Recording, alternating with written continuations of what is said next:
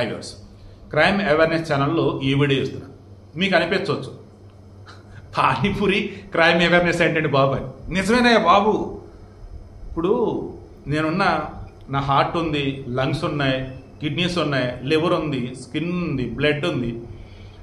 వాటిని ఇబ్బంది గురి చేసే విధంగా నేను ఏదైనా తాగితేనో తింటేనో ఏదైనా చేసుకుంటేనో నేనేంటి క్రైమ్ చేసినా కాదా? ఎస్, అదే మరి పానీపూరితో కూడా మనం చేస్తున్న అదే. ఈ వర్షాకాలంలో లాస్ట్ చెప్పి అంతకుముందు కూడా చెప్పారు, diarrhoea, typhoid, food poison, stomach pain, ఇలా లేనిపోయినటువంటి రోగాల కారణం ఈ వర్షాకాలంలో పానీపూరి. ఆ పానీ ఎక్కడి నుంచి తెస్తాడో తెలియదు.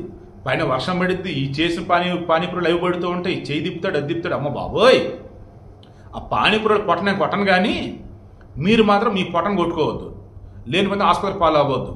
ఫుడ్ పాయిజన్ చాలా చాలా ప్రమాదకరమైంది. ఈ ఫుడ్ పాయిజన్ గురించి నాకు తెలిసిన ప్రపంచం ఎవరికి తెలియదు. ఎన్నిసార్లు ఎన్ని తిని ఫుడ్ పాయిజన్ అయినాయో. దాంతో ఏదైనా తిందామన్న భయం నాకు బయటికి వెళ్ళి.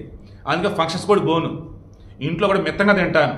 ఎక్కడైనా బయటికి వెళ్ళినా బాగా తెలిసిన రెస్టారెంట్ అయితే అది కూడా రెగ్యులర్గా ఉండే చెఫ్ ఉంటేనే వెళ్తాను. సో విషయం ఏంటి మరి ఇప్పుడు నేను చెప్పేది, పానీపూరి ఈ వర్షాకాలం అయిపోయిన తర్వాత జాగ్రత్తగా తినకుండా ఉండండి. తినేటట్టయితే నీట్గా ఉన్న చోట వెళ్ళి తినండి.